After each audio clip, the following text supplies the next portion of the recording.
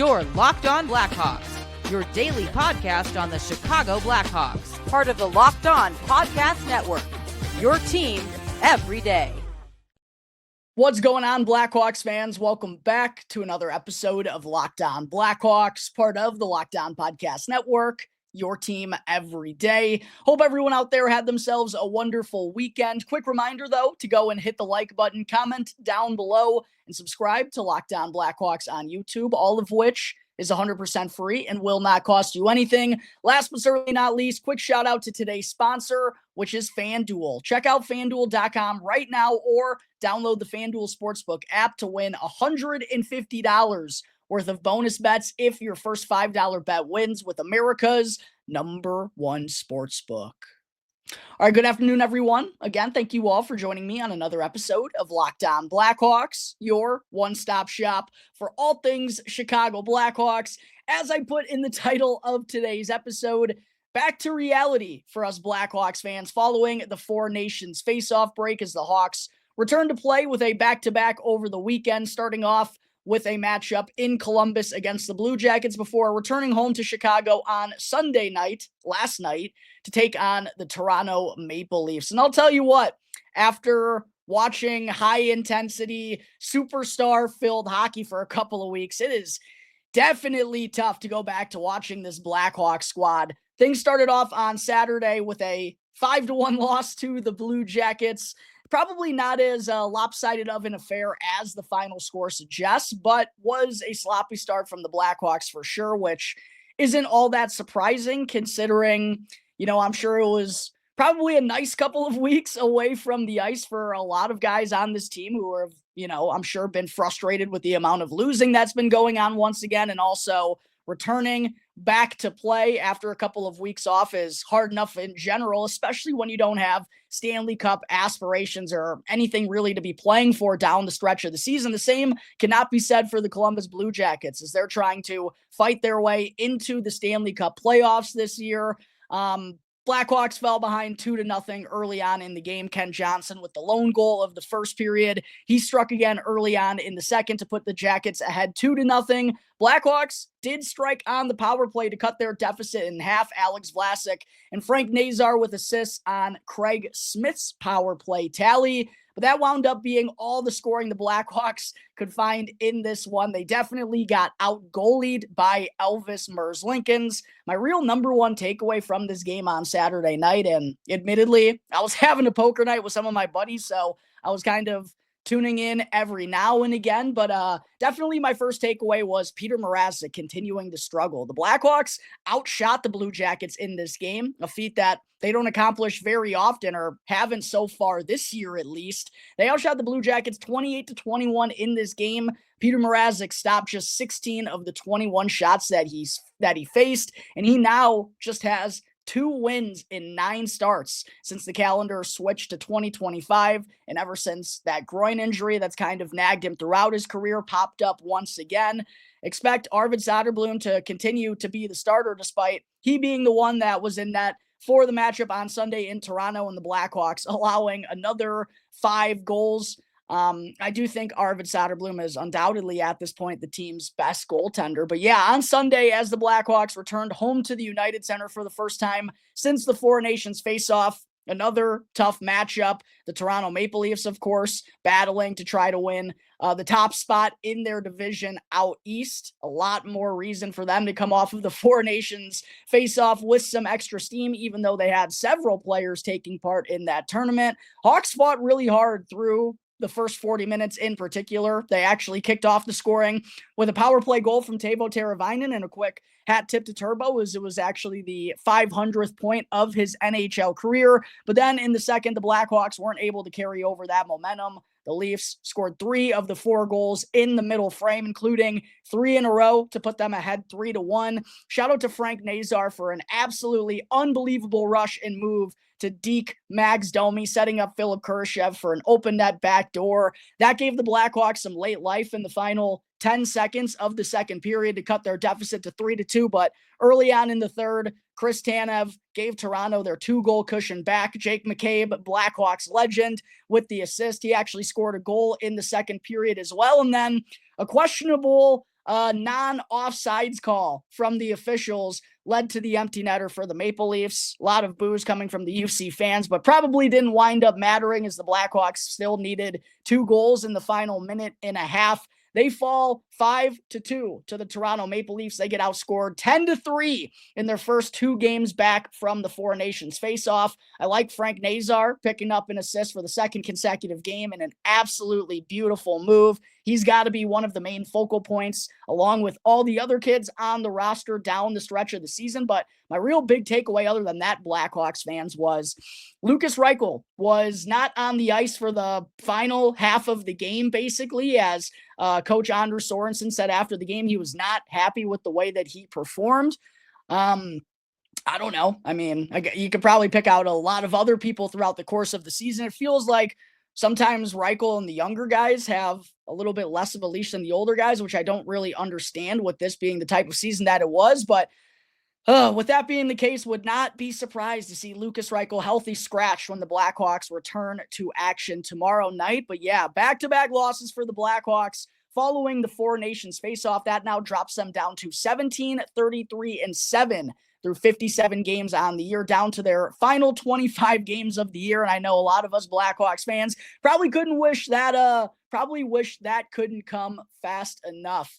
Are still, though, 4 points ahead of the San Jose Sharks in the Tankathon standing, something I'll be referencing a ton here through these final 25 games. One quick final shout out that I got to give before moving on into segment 2, Frank Pellico. It was his final game as the Blackhawks organist last night. He's been doing it for 33 years, and I'm sure there are many people who attribute, all the feels and the vibes and the sounds, of course, and the emotions and everything that goes into the atmosphere at the United Center, which I know isn't as great right here, right now as it used to be. Jamie Faulkner, let's do something about that. How about a gosh darn giveaway every now and then? I don't know what's happened with that, but Frank Pellico, for all those years and those great Stanley Cup playoff runs, and during the intermission, man, he was absolutely excellent as an organist to help set the tone and the mood and the vibe and the intensity at the United Center. He was absolutely a huge part of that. So super sad to be seeing Frank Pellico go, but 33-year run for the Blackhawks as their organist, an exceptional job. Wishing him all the best in whatever is going to be the next step of his journey. I'm not exactly sure if he's going into retirement or whatnot, but thank you for everything you did, Frank. A huge part of everything that went down to making the United Center so great. But there's everything that I have from a tough couple of games for the Blackhawks as they return to play over the weekend. Coming up in just a moment here, Blackhawks fans, I'll get into the latest we have on the Seth Jones trade front. But first, real quick, I do got to talk to you all about a relatively new sponsor here on the Locked On Podcast Network, which is Wonderful Pistachios. Are you looking for a snack that's both delicious and nutritious? Well, then go and crack into a great source of protein with Wonderful Pistachios. Wonderful Pistachios is one of the highest protein nuts there is, as each 1 ounce serving has 6 grams of protein, giving you over 10% of your daily value. Plus, they're packed with fiber and better for you than unsaturated fats to help keep you feeling fuller longer. And who doesn't love a good pistachio? It's simply one of my favorite snacks out there. So whether you're running between meetings or dropping off the kids, Wonderful Pistachios are the snack that works as hard as you do. So get snacking and get cracking with the snack that packs a protein punch by visiting wonderfulpistachios.com in order to learn more. Again, that's wonderfulpistachios.com today.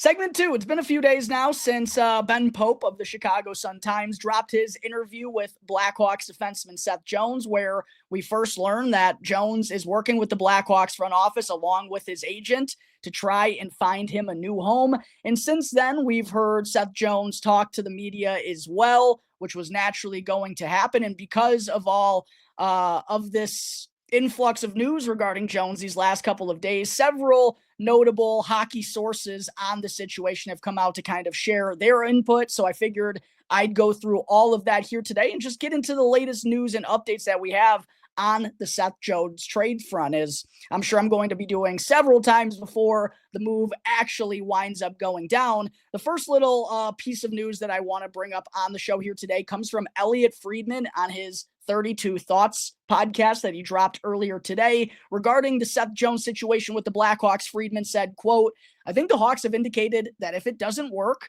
I don't think they have a problem with keeping him. This sounds like it's more Jones-driven than Blackhawks-driven." And Friedman also said that Jones has not yet provided a list of teams that he would want to go to, but has said that Columbus, Dallas, and Florida are 3 teams to be on the lookout for. I'll get into those 3 teams more here in just a second, but the first takeaway that I have from this tidbit from Elliotte Friedman is that I absolutely agree 100%. And this kind of echoes what I first said right here on the show when the Seth Jones news first broke, and I kind of dove into my thoughts on it that first afternoon. The Blackhawks absolutely do not have to trade him at this year's deadline, and they don't even have to trade him this summer. But as I mentioned, I really do think that something is going to happen at the NHL draft or sometime before free agency in the summer, because the longer that this continues to drag out, the more that this turns into an awkward situation, and you just don't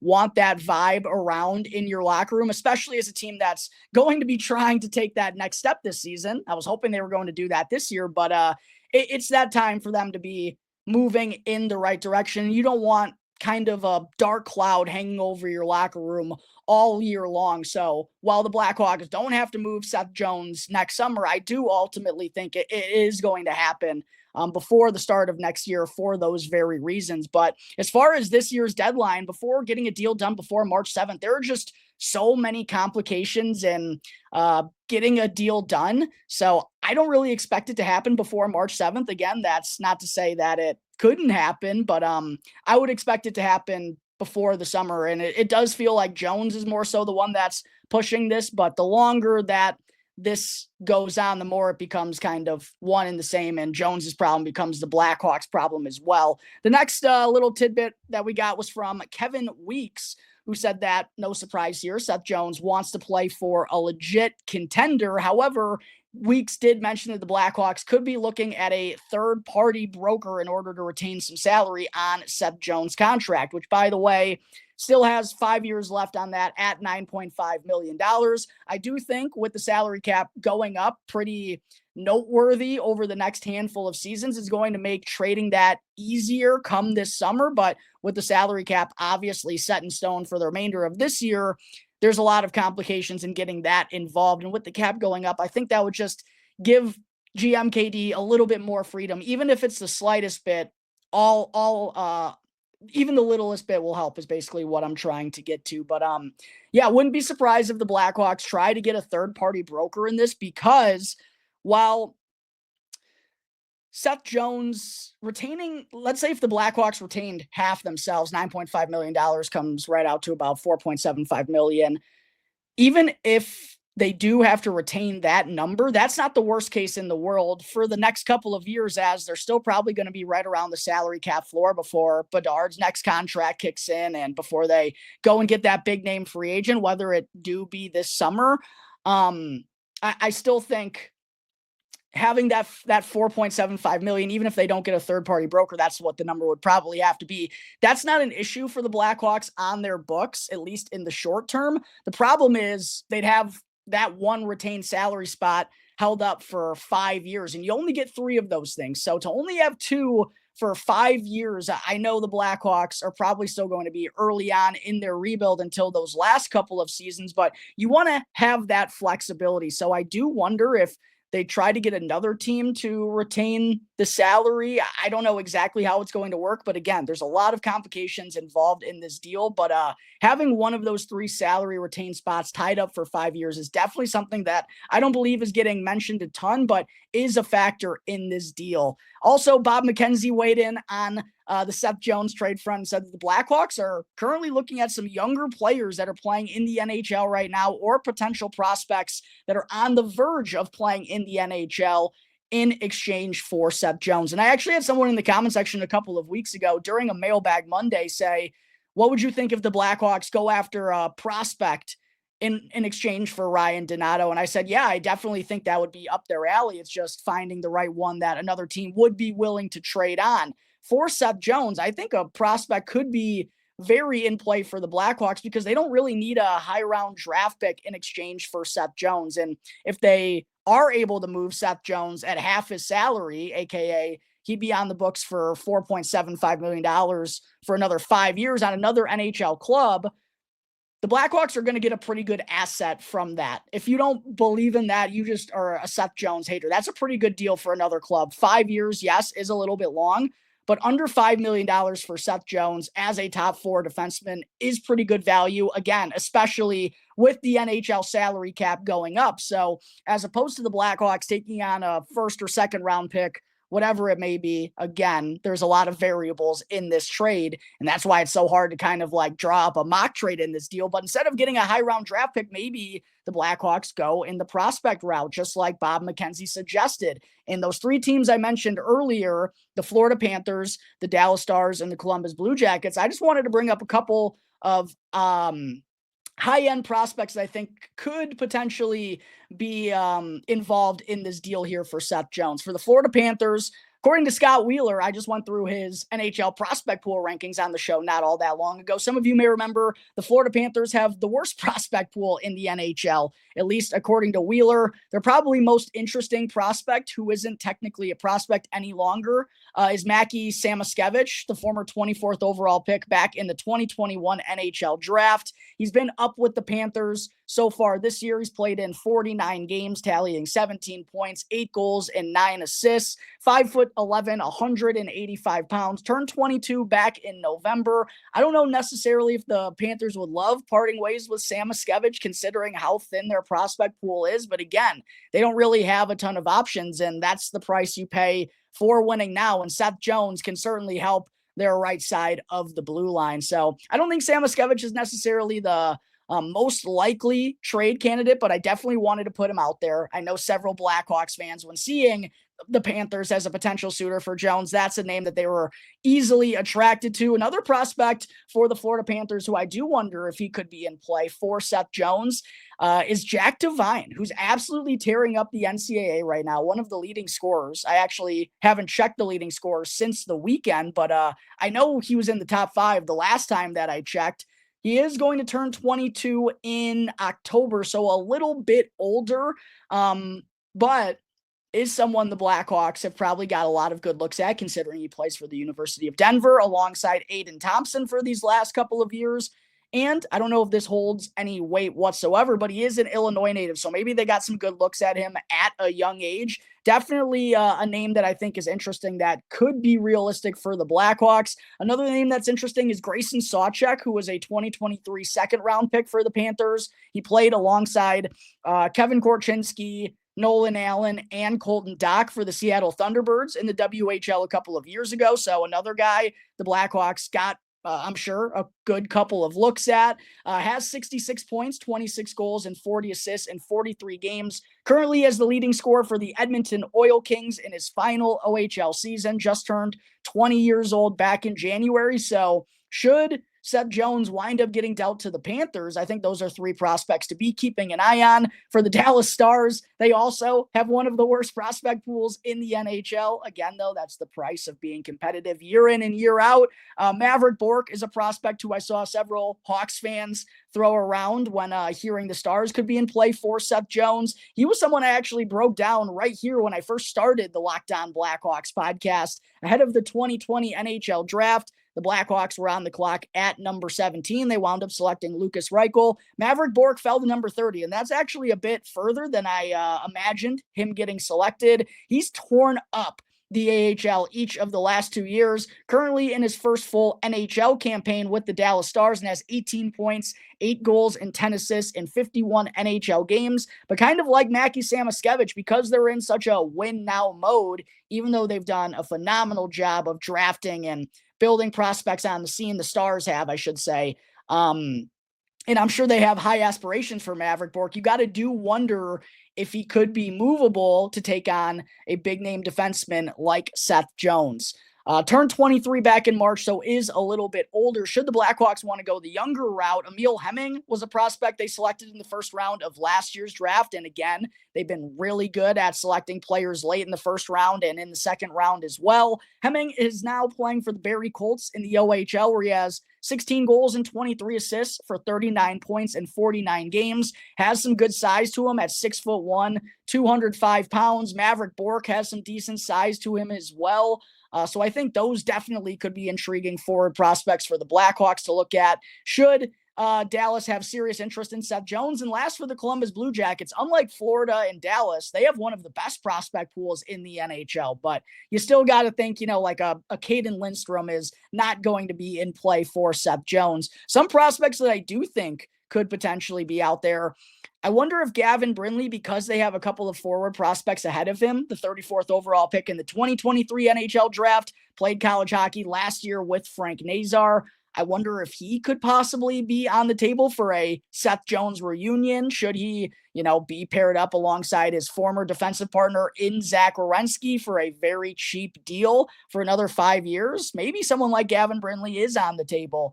I wonder if the Blackhawks would be interested, though, considering they do have some smaller forwards. Brindley's only 5'8", about 175 pounds, but does have good experience, like I said, with Frank Nazar. The Hawks, I'm sure, have gotten good looks at him, and he's having a really solid sophomore campaign for the Wolverines. 53 points, 25 goals, and 28 assists in 40 games so far this year. Another prospect I wanted to mention from the Blue Jackets is Luca Del Bel Balou, who also has played with another Blackhawks prospect in Ethan Del Mastro a couple of years ago when they were teammates for the Mississauga Steelheads. He has 39 points, 18 goals, and 21 assists in 39 AHL games this year.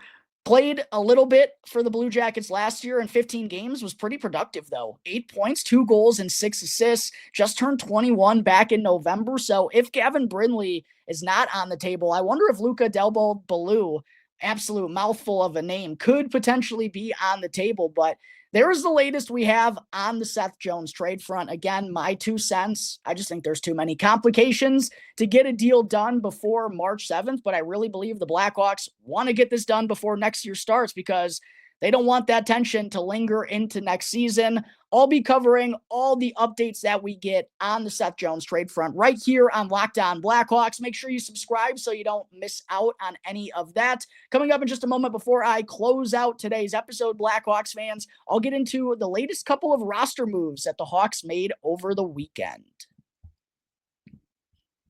Real quick, though, I got to talk to you all about the fine folks over at FanDuel. The NBA action is just getting started, and there's no better place to get in on the action than with FanDuel, America's #1 sportsbook. Because with FanDuel, you can place live bets throughout the game. So even if you miss out on the opening tip-off or just want to bet on a fourth quarter comeback, you can stay right in on the action. And if you're looking for a bigger payout, you can even combine your live bets into a same-game parlay. And as my followers on X know, again, a quick reminder, go and follow at Talkin' Hockey on X so you don't miss out on any of the latest Blackhawks news and updates. I'm a big fan of the same game parlay. For the hockey side of things, I usually love to parlay and anytime goal scorer with the over or the under, but there's loads of options for whatever you'd like to bet on. And right now, new FanDuel customers can win $150 in bonus bets if your first $5 bet wins. All you got to do is visit FanDuel.com in order to join today.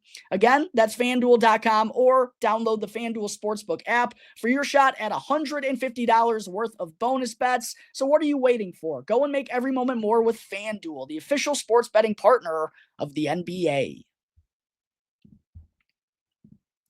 Back here on the Locked On Blackhawks podcast, part of the Locked On Podcast Network, your team every day. Just wanted to say thank you to everyone again for making Locked On Blackhawks your very first listen here to start off your week. For your second listen, make sure to go and check out the Locked On NHL podcast, bringing you the biggest stories league-wide that matter with the local coverage you love from Locked On. You can easily find the link to Locked On NHL down in the description or search on YouTube and wherever you may be listening to your podcasts. Segment 3, before I get on out of here and let you enjoy the rest of your Mondays, especially when we got some warm weather going on. It's, I think, 46 out right now, feeling like it's 66, absolute t-shirt weather, but do want to share my thoughts on the couple couple of roster moves we saw the Blackhawks make over the weekend. First and foremost, Louis Crevier on the bright side activated off of injured reserve as he was removed from concussion protocol. However, he was reassigned to, I don't know why I can't talk suddenly. He was reassigned to the Rockford IceHogs of the AHL after being activated, which isn't all that surprising to me. As I outlined when Ethan Del Mastro was reassigned, I figured once Crevier was, out of concussion protocol with 8 active defensemen on the roster, somebody was going back to Rockford. The Hawks could fit 8 defensemen on their roster with only 12 forwards being healthy at this point in time, but just doesn't really make sense, especially with all the youngsters. You'd rather just have those guys getting regular reps down in Rockford. And I kind of had an inkling that Louis Crevier was going back down. He had struggled a little bit along with Alex Vlasic compared to when they were first paired together, and even Vlasic's game has really, I think, taken a dip since the calendar switched to 2025. So no harm, though, in Crevier going back down to Rockford, going to be getting a lot of opportunities down there, and I would not be surprised whatsoever. I would say I would expect to see Louis Crevier back up with the Blackhawks before the season comes to a close, especially if Seth Jones does get traded. But with Louis Crevier being reassigned to Rockford, the Blackhawks actually called up Colton Dach from the Rockford IceHogs as well. I believe they were going to do that following the Four Nations face-off, as they sent Dach down there just to be getting him regular reps. I expected him to come up with Ethan Del Mastro. I don't really know what the hesitation was. Maybe, actually, it does make sense now considering the Blackhawks are about to go on a road trip. They probably wanted that 13th forward, but I was also thinking, considering that Lucas Reichel did not have a good performance last night, at least according to Anders Sorensen, I wonder if Colton Dach was called up to replace Lucas Reichel in the lineup tomorrow night. Definitely something to be keeping an eye out for, but it's the right thing to have Colton Dach up in the NHL. It's got to be the full kids movement on display down the stretch of the year. Hopefully Colton Dach will be providing that added physicality that Sorensen and this Blackhawks front office really want to see out of him at the NHL level. I should reference Jason Dickinson has officially been placed on injured reserve. He's going to be out for another couple of weeks. Not exactly sure on the timeline, but hopefully sooner rather than later. But with Dickinson continuing to be out and Colton Dach being the one who got the call up here today, I do think it is interesting that Cole Gutman still has not received a call-up despite him being phenomenal for the IceHogs once again and being a point-per-game player for them as their main offensive producer. If it's not happening right now, don't think it's going to happen for Cole Gutman. He wasn't a Kyle Davidson draft pick, wasn't even a Blackhawks draft pick, but wasn't a Kyle Davidson guy. If the Blackhawks are this low on center depth and aren't calling him up now, I don't anticipate it to happen at the end of the year. And I do believe Gutman is on track to be a grade 6 unrestricted free agent after this year. There's a couple of things that go into that, but he should be able to choose his destination when the season comes to an end. I expect he and the Blackhawks cut ties. That'll probably be the end of his Blackhawks tenure, which is a little disappointing to me. I wish they would have given Gutman a bit more of an opportunity, but I do understand as a non-GMKD prospect, and considering he is a little bit older, he kind of fell to the back of the line a little bit. But wishing Cole Gutman all the best in his future endeavors. Should this wind up being his last year with the Blackhawks, and should we not see him up at the NHL again before the end of the year? I really enjoyed him coming on the show last season. A couple of different times did I have Cole Gutman on. Super laid back guy, gave me some fun answers. So wishing him all the best. That's all I got for today's episode of Locked On Blackhawks, everyone. Again, thank you all for joining me on the show. Be sure to subscribe to Locked On Blackhawks on YouTube, or follow for free wherever you may be listening to your podcast. That way you can get the latest episode as soon as it's uploaded each and every day. Until the next episode, everyone, enjoy the rest of your Mondays. Get outside, enjoy that lovely weather, and it looks like that's going to continue to be what's going on outside for the next handful of days. So until next time, everyone, have a great rest of your day. I'll see you next time on the Locked On Blackhawks podcast, part of the Locked On Podcast Network, your team every day.